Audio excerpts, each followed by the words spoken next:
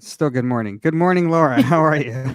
We have 10 more minutes of morning, Benyamin. We got to make the most Yeah, of it. I am doing 10 more well. minutes. Third cup of Yeah. coffee. There you go. Yeah, I could squeeze in one more, I think. New York has still not decided whether it is spring, summer, or winter weather. So, hence wearing a long sleeve shirt, but the window's open. I don't know what's happening here. How's the farm Sweater life? sweater weather. It's supposed to get, I think, into the 80s this weekend, and I am not a fan. Sweater weather is almost over. So as you can see, I don't know why my screen just went blurry. There we go. As you can see, I am trying desperately to get a few more days of sweaters in because I'm a fan of sweater weather. Yes, So coziness is good. But in a yeah, place and where I'll, there is I'll almost never sweater weather, today, later, we're going to be speaking to our reporter, Louis Keene, about a controversy at a South Florida synagogue where a man and his husband were thrown out for being gay or for some congregants' discomfort with them being gay. We're going to talk to Louis ahead. In the meantime, also don't forget to like the forward on Facebook and subscribe to the YouTube channel for updates at Jewish Daily Forward, and on Twitter. I guess we're still using Twitter these days. JD Forward. There's a lot of events today. It's official Get Rid of Blue Check Marks Day if you didn't pay for Twitter Blue. It's also yeah. Weed Day. It's also Hitler's birthday. Lots of things happening. Anything else we're How old? marking on 420? I was gonna say, how old would Hitler have been today? Are we keeping I don't track of know. that? Old. He would have been Um, old. for well, it's not today, but Saturday, 422 is Earth Day, and it's also the forward's birthday. It'll be we're turning Ah, 126 this Saturday, exciting. Got to change our and it's logos from all the 125 stuff. the 125 year in review. It's also my Yeah. birthday. I'm getting into Oh, late 40s now on Saturday, happy so almost birthday. How do you feel about that milestone? I don't feel late 40s. I mean, late 40s is Cool. like I always picture as like my parents' age or something, but now that's me. I saw somewhere that the Rugrats parents, who always looked incredibly haggard on the show, were meant to be like in their early 30s, which threw a lot of people off. But happy early birthday to Benjamin. Thank Very you. exciting. And Thank back you. to Hitler's birthday for a second, Yes. because people commonly assume that the longer a conversation goes on online, the higher the chance of it devolving into comparing the other side to Nazis or Hitler, which seems anecdotally true. But our reporter Adam Kovac resurfaced a 2018 meta analysis of an astounding 199 million Reddit posts, which seems like many, which found actually Goodwin's Law, which makes this assumption, is not the case. They found that the longer a conversation went on, actually, the less likely it was to devolve into name calling of the other side. So I guess that's a bit of a bright spot. Um, yeah, I don't know. What are the online spaces in which you hang out with? Like I just that card. I just posted. I just shared that tweet in our comment section in case anyone wants to see that chart that you're referencing.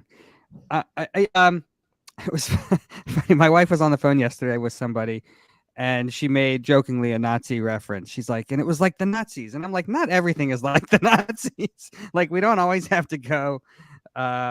We don't always have to just default to that. Like there should be Right. many many stages between whatever There's it other is bad things, and people. Come on. Nazis. Right, Pick right, another bad right. thing. World War One, Doesn't have hurricanes, quite the ring to tornadoes. it.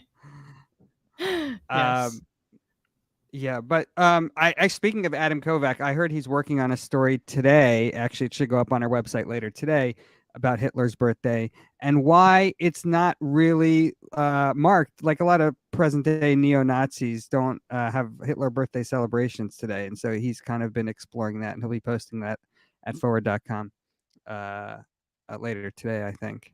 But Exciting stuff. Maybe this will encourage yeah, them to get on top of their holidays.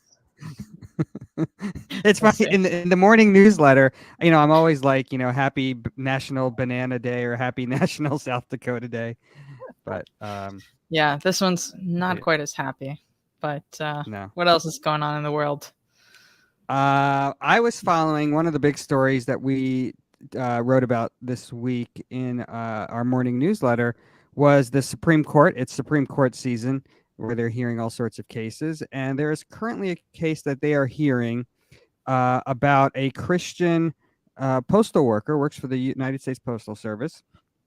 And, when I was growing up, speaking of me being old, when I was growing up, we didn't get post office deliveries on Sundays. But I think, like in the age of Amazon, they kind of changed that and deliver now on Sundays. And they kept giving this Christian guy, routes and shifts on Sundays, and he kept saying, "No, I don't work on Sundays. It's my Sabbath." And I think it's unclear if he was fired, or he was about to be fired, or he quit. But in any event, he is suing. He sued the United States Postal Service for basically religious discrimination for making him work on Sunday. And the reason this is relevant, I mean, to us is in the Jewish community is, when you file when there's a lawsuit brought, a court case brought, people can file what they call amicus briefs, friend of the court briefs, where they can write in saying, we support this case for or against it. And a lot of Jewish groups, a lot of Orthodox groups in particular, have written to the Supreme Court saying they are on the side of this Christian postal worker because, you know, today they're coming for the postal workers, tomorrow they're coming for Saturday Jewish workers. So a lot of Jewish groups are rallying in support of this Christian guy. And I'm curious to see how the Supreme Court rules. This is a very conservative, religiously friendly court. We saw last Mhm. year that blockbuster case with the high school football coach who was praying on the field and went to Yeah, the Coach Supreme Court. Kennedy. Yes, I Yeah, wrote about that. in Washington, I think, I Washington believe State. so. Yeah. And they Yeah. ruled in favor of, and it was in a pro-religious ruling, so to speak. So I would assume something similar will happen here. What do you think? Yeah, I mean, we definitely have seen that this current Supreme Court comes down very much on the side of what they deem to be religious liberty issues. And one of our opinion writers, Michael Helfand, put it very succinctly. He wrote about this case for the first time in January. When the court decided to take on this case, he framed the question as basically how far do employers have to go when providing religious accommodations. There was a case that we studied in my one semester of law that I took, which was Trans World Airlines versus Hardison, a 1977 case, where basically the individual who worked for the airline had asked for accommodations. His Shabbat was on Saturdays. I believe he was a Latter-day Saints person. But his request was denied because he didn't go through the proper seniority channels, Right. basically. And the court basically ruled in that case that a reasonable effort was made to accommodate him, and that businesses don't have to go through what's called undue hardship in order to accommodate people. And it's interesting. I actually didn't realize that USPS had started delivering on Sundays until this case came up. They started in 2013. They don't Hmm. deliver regular mail, but they deliver packages on Sundays because we're also Amazon obsessed, basically. So perhaps when he took this job, I'm not sure when he started, he just assumed that he wouldn't have to work on Sundays, and things kind of changed around him.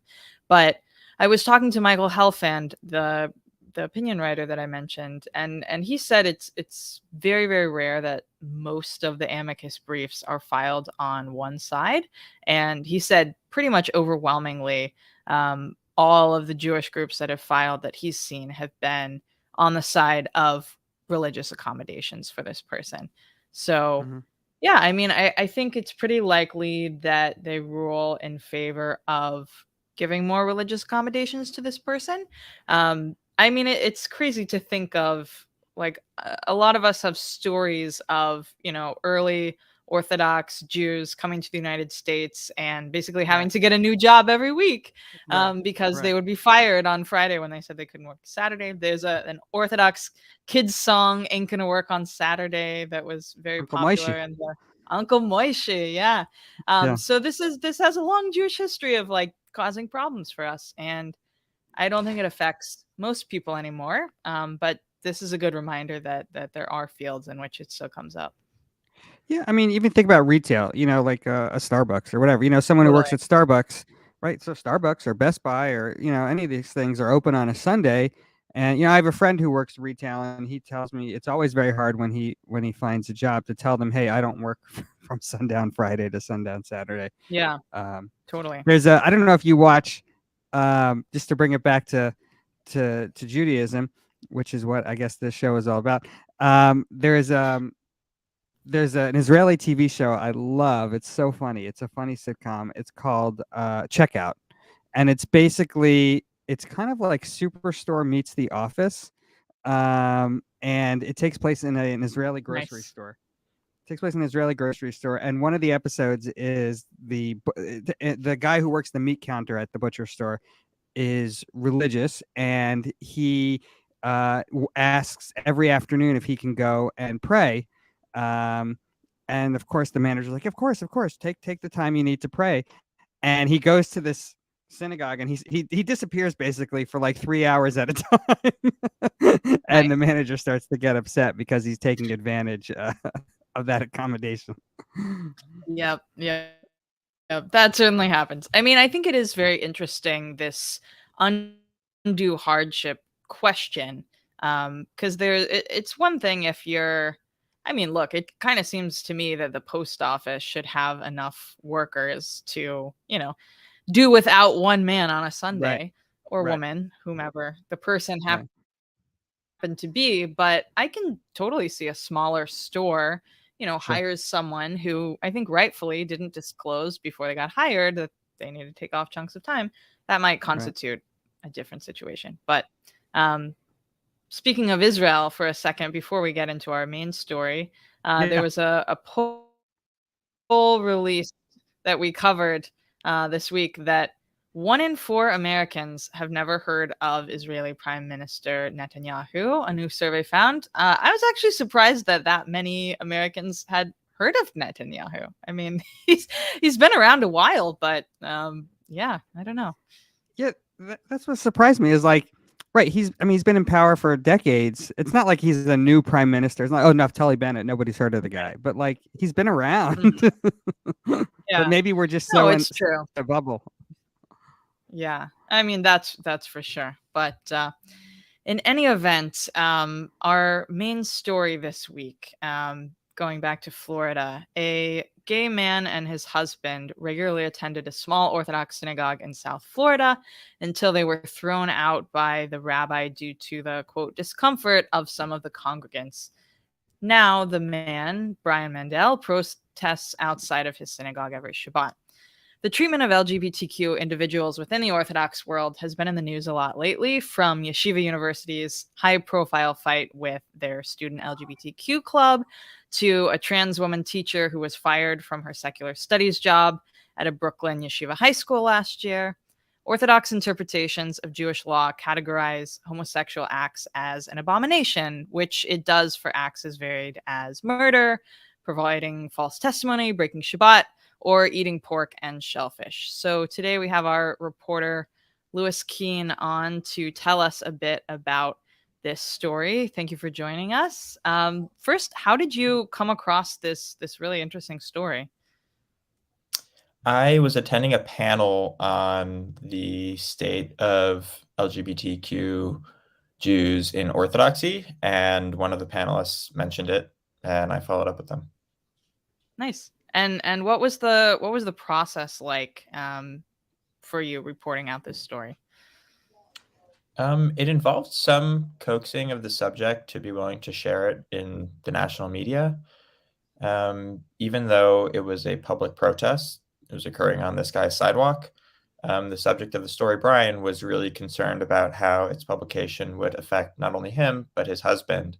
His husband, both of his parents are deceased, which means he says Kaddish for them once a year. And on those days, he likes to lead services, which is a pretty universal Orthodox, at least, tradition. And in a previous, they previously lived in New York, and after a outburst at that synagogue, his husband was prevented from leading services at another synagogue in town. So they quit one synagogue in New York because it had hosted an anti-gay speaker, but they quit publicly and vocally. And after that, other synagogues in the neighborhood had shunned them. So he was worried that any publication would potentially have the same repercussions for him, not only at other synagogues in Florida, but potentially other synagogues across the country. And just to explain for our readers who aren't as familiar or involved with the Orthodox community, why is the issue of LGBTQ inclusion or participation so contentious within the community? It's a complicated question, and I would say it's contentious in the whole community. I would say the best faith interpretation of why that is a pair of verses in Leviticus that prohibit or seem to prohibit male gay sex. The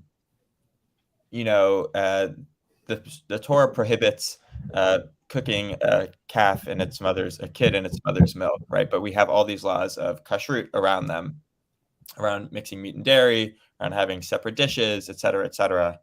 And some rabbinic sources, some very prominent ones, have expanded the couple of verses saying, don't lie with a man as you would with a woman, to mean not only no male gay sex, but no female gay sex, and also no nothing approaching sex, so no physical contact in a romantic sense. Other Orthodox Jews are reckoning with the reality that Orthodox Jews can sometimes be gay, and they are part of the community, and they want to be Orthodox Jews. And while we're not sure exactly how we're going to navigate around the halacha issue, that we won't check what's going on in people's homes. Everyone is navigating that on their own terms. But the goal of the Jewish community is to help Jews observe Judaism. And if these are Orthodox Jews who want to observe Orthodoxy, we should find a way to make that possible for them, even as they are struggling with this issue of identity and halacha. Yeah, I really liked that line in your piece where you wrote, whatever the halachic challenges around homosexuality may be, they say, the prevailing task of a synagogue is not to regulate its members' observance of Torah and mitzvot, but to facilitate it. I thought that was kind of a good encapsulation. Thank you. I should say it's possible that I heard that elsewhere before writing it in the piece, but I do think that's the best faith interpretation of the other side, which is, hey, it's not our job to ask questions and to make people make sure people are tying their shoes correctly. We want to help other people observe mitzvot. By the way, I put a link to Louis's story in the comments if you want to take a look at it, and I highly recommend that. So one of the interesting things I thought you pointed out in the story was that, at synagogues, and, this story happens to be about Orthodox synagogues, they don't check at the door. Does this guy keep kosher at home? Did this guy drive here? Is this guy a trustworthy businessman, or is he a shady businessman? Like, they don't ask you these questions to get in the door, right? They just assume you're there to pray. Come on in. We need a minyan. But it seems that in this case, it's different. It's like, oh, you're gay. You can't come in here. For some reason, they've chosen this one. It's like a choose your own adventure, Torah, where they're choosing what they feel is, this we can't. That's crossing a line, but these other things are not crossing a line. So, how do you feel like they're able to justify that in their mind? I asked Rabbi Avi Shafran, who is higher up at Aguda, which is an umbrella organization for Haredi Jews, and I asked the rabbi of a nearby kollel, where the rabbi of the shul used to work. And that second rabbi said that homosexuality is one of the worst sins. It's one of like the 3 don't do it's in the Torah. And Wait, what are the other 2 in case people are the wondering? other 2 are like killing someone and like going against God's name, like observing Okay. another God. So it's like Okay. there are 3 laws that you're supposed to die before you actually break. One of them is like breaking monotheism and observing and taking on another religion. One of them is killing. You're supposed to die before you kill somebody. And the third is like sort of sexual improprieties. Most people believe that to be like adultery. You should die rather than do adultery. And I think my sense is his interpretation is it's all forms of arayot, which is sexual improprieties, let's say. And so if you're living as a out gay couple, then you are actually being in your face about breaking the Torah, and so that can't be countenanced inside of the shul. So I followed up with Shaffer and I said, so if you were just a single gay person, you didn't have a husband and were just there, by yourself, like you're not visibly in your face about anything. I said, would that person be allowed in the shul? And he said, I don't see why not. They would be allowed in my shul. So I think even within Haredi Judaism, even within Orthodoxy, of course, it's not color blocked, as one woman told me. There's people who are, very concerned about having a gay couple, but might be okay with a gay single. There's some people who might have real trouble with the gay issue, but they have a transgender kid coming in, or they have gay parents coming in, and the kid comes in for an aliyah. How do you call up a boy up for an aliyah when both of his parents are women? And we'll navigate that like no problem, and we'll have like a great solution. So it's not straightforward. It's not even. It's the not progress cut and dry. just varies wherever you are. I was thinking about it like a wave crashing on the beach, and the wave doesn't just come in like this. There's little splashes forward. There's little places where it's not so close, and depending on your geography, depending on your rabbi, depending on other members of the shul, as it appears to be in this case, things can change on a dime. Yeah, I mean there are 2 things that seem to be true here. One, there is an idea within Orthodox Judaism that there's a difference between privately breaking a rule, and publicly breaking a rule. But by the same token, as we've been speaking about, no one is checking. Like premarital sex is also in the same category of prohibitions. And if people were checking for that, no one would read Torah on the Upper West Side. Like it's these stigmas are applied very differently to very different categories of things, when in reality they all kind of fall under the same umbrella. So there does seem to be this kind of, I guess, virtue signaling is the closest, especially as like LGBTQ issues become more prominent. I'm curious, Louis, also if there was a specific, like I know in the story you report out that the rabbi had said that some of the congregants were quote unquote uncomfortable. Was there a specific incident, or do you think just like the political climate quote unquote triggered them? Like what started this?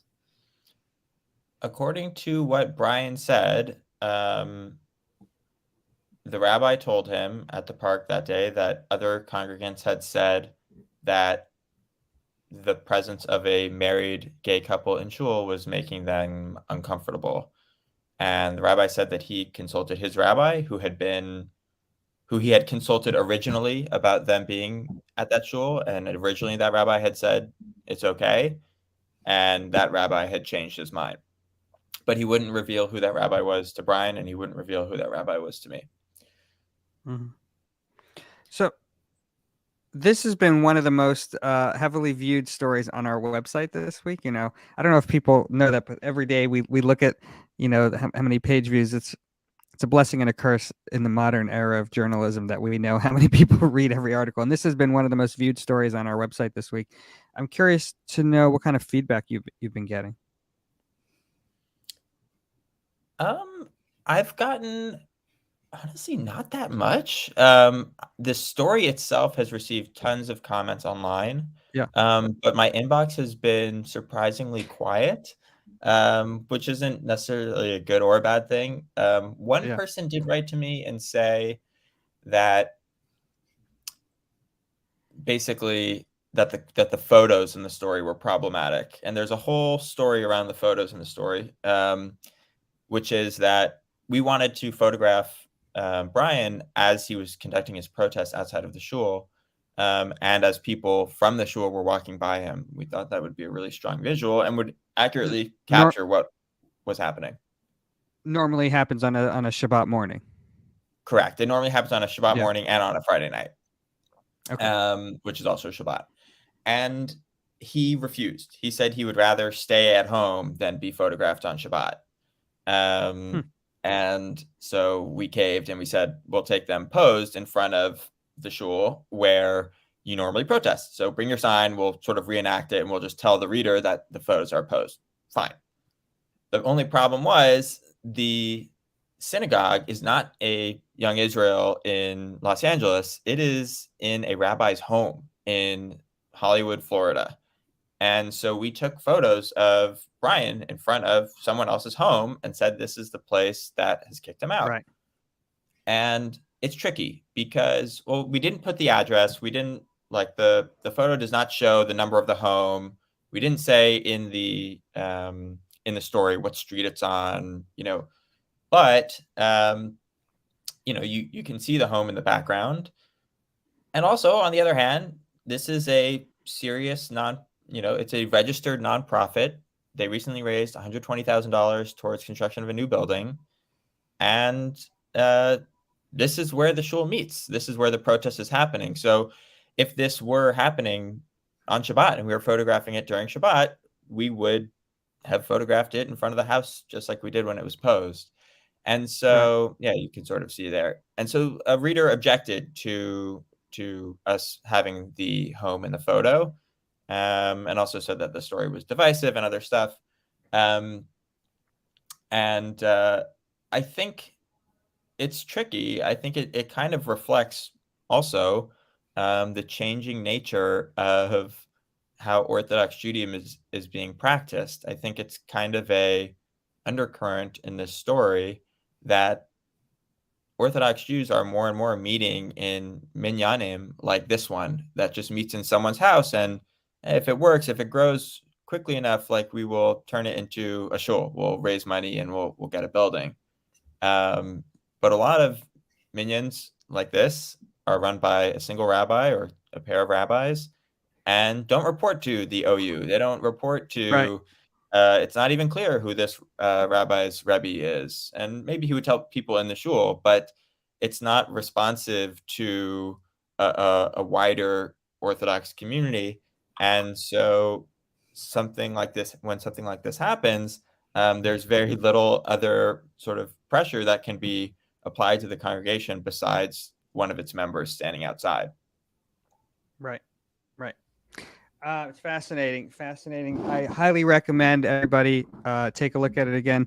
The article is linked in the comments. Louis, before I let you go, I also want to plug, I know this story took place in Florida, and you were in Florida for the reporting of this story, and I think you were there also for the World Baseball Classic to watch Team Israel play. But you're based in California, and if you don't already subscribe, I highly recommend. We have Louis writes a weekly newsletter of Jewish news from California, and it comes out every Thursday night is when it comes out. Comes out every Thursday at 4 p.m. Pacific time, and there won't be one this week, but we should be back on a regular schedule next week. I am putting a link right now where people can sign up for that. but it's chock full of fun. There's a lot of Jewish Hollywood stuff in there. And you can also, there's a link in there if you live in California and you want to invite Louis for a Shabbat meal, there's a link there where you can request, see if he's available. I think I may actually call on one of those this week. I have a few pendings, and I am looking for a place tomorrow night. So there you heard it here first. Feed a forward reporter. Well, Louis, thank you so much. We'll be following the story closely, and thanks for sharing more with us. Thanks for having me. Thanks. All right, that was a crazy story. So as we do every week, for the time being, we like to end the show with kind of our winners and losers of the week. We have taken to calling them by their Yiddish names: the tzaddik, the righteous person of the week, and the nudnik of the week. Where should we? I think we can all agree this week's nudnik of the week, in honor of today being Hitler's birthday. I guess we can say that today and every day. Yes, Hitler, Yamach Shemo, as we say, may his name be erased. He is the nudnik of today. But to make up for it, we have two tzaddikim, the plural of tzaddik. Okay. The first, you go first. We have a really beautiful piece written by Meir Laban, who is a Yiddish writer who grew up in the Hasidic world. He did a remembrance of Michael Schnitzler, who became a pioneer of Hasidic pop music. Yes, it is a thing, and it is amazing. You should all go listen to some. Who died of a heart attack on Saturday at the age of 62. Meir wrote about his inspiration to other ultra-Orthodox Jews who were on the fringes and the ways in which he revolutionized the music for these communities. So I highly recommend everyone check out Meir's story. It also includes some pretty blistering protest song lyrics that Schnitzler wrote, as well as some links to his other music. So Michael Schnitzler, may his memory be a blessing, is our first tzaddik. Who else you got for us, Benyamin? I like how we called it the Hasidic Elvis. I thought that was pretty clever. I forgot who came up with that. But I put a link to the story in the comments if somebody wants to read that. This next one is just a personal interest to me because you can't tell here on the video, but I'm really short, and people used to make fun of me. I was on the high school basketball team, but only because I was at a Jewish high school where everyone got on the basketball team. Still counts. And but only on the junior varsity. I didn't make it to the varsity. But my tzaddik of the week is Dave Newmark, who I didn't even know about until I saw this story. Dave Newmark was a Jewish player in the NBA, and his claim to fame is that he is the tallest Jew in NBA history. He played for the Chicago Bulls, the Atlanta Hawks, my home team, and he is 7 feet tall. And the reason he is in the news this week is because on Sunday he is going to be inducted into the Jewish Sports Hall of Fame, which is very well deserved for Mr. Dave Newmark. How did it take this long? If he played for the Bulls since the 60s, that's like before my mom was born. Like he's been around. What's taking you so long? Jewish Sports Hall of Fame? Get on it. Yes. I guess you are finally. But if anyone has some insight into this drama, let us know what happened. But sounds like a well-deserved honor. Yeah. All right. So that about wraps it up for this week. We will be back next week with a special guest. We'll keep it a secret for now, but we will just say that don't want to miss it. Don't want to miss it. You don't want to miss any of our episodes, but you especially don't want to miss the coming weeks. It'll be very exciting. Yeah.